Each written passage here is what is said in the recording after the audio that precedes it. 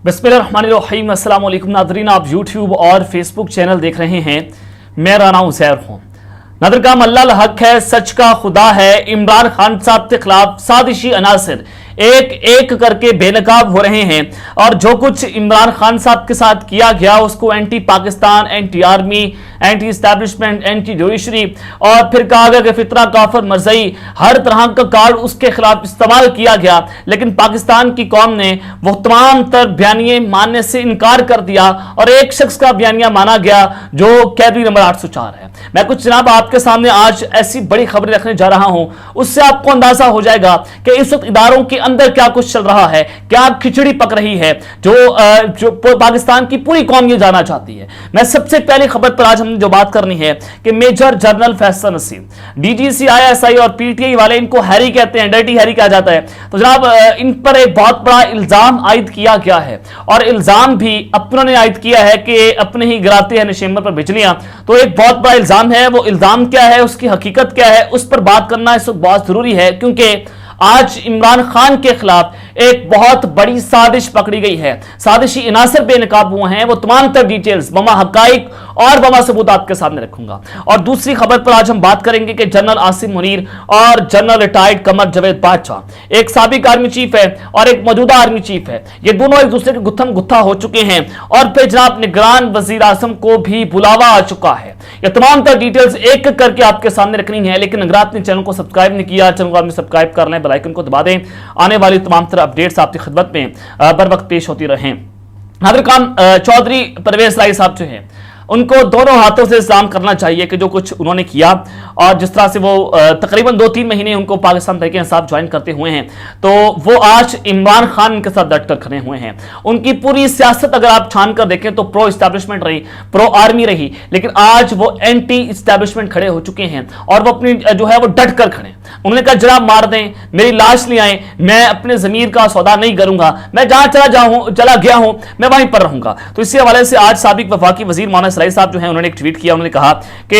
Anti corruption को कुछ नहीं मिला, तो अब चौधरी परवेज लाही पर प्रिंसिपल सेक्रेटरी की तैनाती का नाजायज एफआईआर और पर्चा जो है वो काट दिया है और ये बगैर देखे ये तैनाती उन्होंने कार्रवाई दिखाने के चक्कर में की है और जनाब एंटी करप्शन का एक और गैर कानूनी और बेबुनियाद केस जो है वो बेनकाब हो चुका है। लेकिन जनाब आपके सामने है कि आज चौधरी परवेज साहब ने प्रेस कॉन्फ्रेंस करने से साफ साफ इनकार कर दिया है और अदालत ने एक बार फिर से चौधरी परवेज साहब को जो है वो गिरफ्तार करने से मना कर दिया। लेकिन फिर भी पाकिस्तान में जंगों का कानून है और जो ये सारा कुछ है वो तो आपके सामने होता हुआ जनाब दिखाई दे रहा है। अब ये सारी चीज़ें जो हैं वो तो एक जानिब है, लेकिन इस वक्त पाकिस्तान की जो सियासत है उसमें खिचड़ी पकी हुई है, इस्टेब्लिशमेंट कंफ्यूज है और पोलिटिकल पार्टीज जो हैं वो अपना बयानिया बनाने में लगी हुई हैं, क्योंकि अब इलेक्शन करीब हैं, क्योंकि नवंबर में तो इलेक्शन होने नहीं है, जनवरी की तारीख सामने आ रही है कि इलेक्शन कमीशन जो बात कर रहा है कि चीफ जस्टिस आप जो मर्जी कर लें, ना हम सदर की तारीख पर इलेक्शन करवाएंगे, ना जनाब हम 90 दिनों में इलेक्शन करवाएंगे, जनवरी के आखिरी हफ्ते में इलेक्शन होने हैं। अगर आप मानते हैं तो ठीक है, नहीं तो आपकी ऐसी की तैसी है। यानी कि ताकतवरों ने चीफ जस्टिस को, नए चीफ जस्टिस को पैगाम पहुंचा दिया कि आपने अगर ये पटिशन उठा ली ना, हम आपकी ईंट से ईंट बुझा कर रख देंगे। अब जनाब अगर आप ये देखें कि एस्टैब्लिशमेंट जो है वो अब उनके लिए एक नई सरदर्दी जो है वो शुरू हुई है। पाकिस्तान के हालात इंतहाई खराब हैं, इंतहाई खतरनाक तुराहे पर हैं। इमरान खान साहब जो हैं वो अपना सियासी बयानिया बना चुके हैं, उनको इलेक्शन कैंपेन करने की जरूरत नहीं है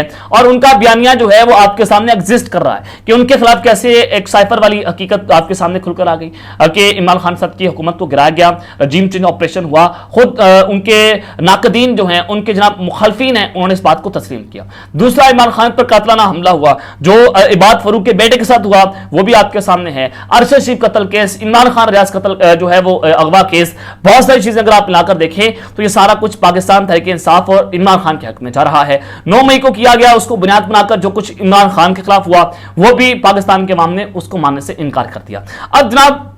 बाकी जो तमाम सियासी जमातें हैं वो इसका फायदा उठा रही हैं। फायदा किस तरह से उठा रही हैं कि वो जब उनको समझ आ चुकी है कि एस्टैब्लिशमेंट कभी भी इमरान खान को नहीं लाएगी और आप जो मर्जी कर लें, इमरान खान के नाम पर कड़ा लग चुका है, लेकिन एस्टैब्लिशमेंट कभी भी अपनी कैलकुलेशंस जो हैं वो एक ऑप्शन जरूर रखती है, वो एक खिड़की जो है वो जरूर खुली रखती है, वो तमाम खिड़कियों को बंद नहीं रखती। लेकिन ये पॉलिटिकल पार्टीज को समझ आ चुकी है कि इमरान खान के नाम पर तो कड़ा लग चुका है, अब वो फेस सेविंग मांग रहे हैं कि हमें हुकूमत दो, हमें हुकूमत दो। और 3 शिकार, मौलाना फजल रहमान, आसिफ अली जरदारी या बिलावल भुट्टो और फिर नवाज शरीफ साहब। अब ये तीनों जो है वो एस्टैब्लिशमेंट को ब्लैकमेल कर रहे हैं और तीनों फेस सेविंग मांग रहे हैं। और एक कहता है, अगर आप बिलावल भुट्टो की बात करें, और उनका बज़ाहिरन उनका बयानिया जो है वो एंटी एस्टैब्लिशमेंट बन चुका है। बिलावल भुट्टो ने आज बड़ी वाज़ेह बात की कि चीफ इलेक्शन कमिश्नर को भी नहीं पता कि इलेक्शन जो है वो कब होने हैं, वो डायरेक्ट जो है वो एस्टैब्लिशमेंट के ऊपर वार करना शुरू हो चुके हैं। और नवाज शरीफ साहब की अगर बात करें तो वो वोट को इज्जतों का बयानिया जो है वो परवान चढ़ाने आएंगे और वो भी एस्टैब्लिशमेंट के ऊपर वार करेंगे और जनरल बाजवा, जनरल फैज हमीद के खिलाफ कार्रवाई का मुतालबा भी करेंगे।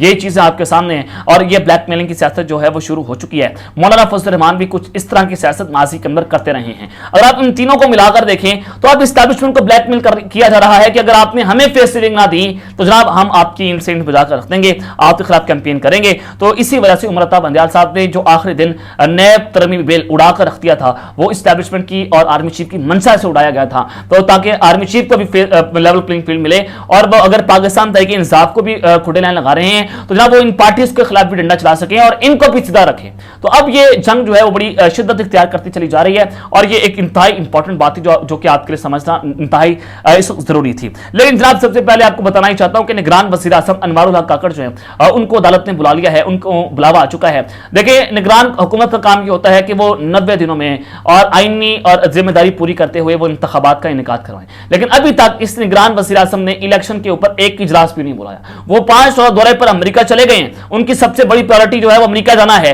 पाकिस्तान में आईन और कानून की धज्जियां उड़ाई जा रही हैं लेकिन उसकी कोई परवाह नहीं है। ये पाकिस्तान और रियासत जो है उसकी जिम्मेदारी आपके सामने है। तो जनाब मैं सबसे पहले आपको बताना चाहता हूं कि पेट्रोल महंगा, गुजरावाला की अदालत ने निगरान वज़ीर आज़म को जनाब तलब कर लिया है और गुजरावाला में पेट्रोलियम मसनूआत की कीमतों में इजाफे के खिलाफ दायर रिट पिटीशन के समाअत में सिविल जज ने निगरान वज़ीर आज़म अनवारुल हक काकड़ और सेक्रेटरी पेट्रोलियम और कमिश्नर गुजरावाला को जनाब तलब कर लिया है। और दरख्वास्त 16 सितंबर को जो है वो दायर की गई थी, जिसमें निगरान वज़ीर आज़म अनवारुल हक काकड़ साहब और पेट्रोलियम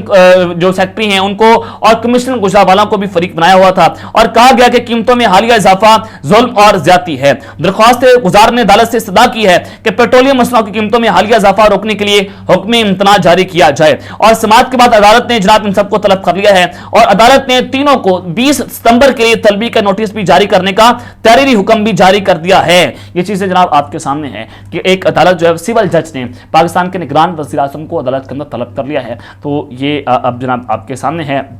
कि खुले फैसले जो है होना शुरू हो गए। लेकिन अनफॉर्चुनेट पाकिस्तान में आज जो चीफ जस्टिस आमिर फारूक ने किया कि इमरान खान साहब जो हैं उनकी समाअत के हवाले से अब उनको कॉज लिस्ट से ही निकाल दिया है। इस कदर निज़ाम इंसाफ जो है धीरे धीरे बिक रहा है और जजेस जो है वो बिक चुके हैं, यहाँ पर पॉलिटिकल गैंगस्टर्स बिक चुके हैं, यहाँ पर जनाब मीडिया बिक गया है। अगर कोई नहीं बिका तो कैदी नंबर 804 नहीं बिका, वो अपने बयानी के ऊपर आज भी कायम है, वो कल भी कायम था और नजर आ रहा है कि वो आइंदा आने वाले दिनों में मुस्तकबिल के अंदर भी वो इसी बयानी के ऊपर कायम रहेगा, क्योंकि वो मरना कबूल कर लेगा, वो गुलामी कबूल नहीं करेगा। जितना मैं इमरान खान साहब को जानता हूं, जितना मैंने उसको देखा है, जितना मैंने इसको परखा है कि इमरान खान साहब मरना कबूल करेगा, वो गुलामी किसी सूरत कबूल नहीं करेगा, क्योंकि पठान से जो दुश्मनी है वो उम्र भर चलती है और उससे आपने दुश्मनी मोल ली है और कब्रों तक आपके साथ दुश्मनी जो है वो निभाएगा अगर आप उसके साथ दोस्ती रखते और कब्र तक आपके साथ दोस्ती जो है वो निभाता। लेकिन जनाब इस सब के अंदर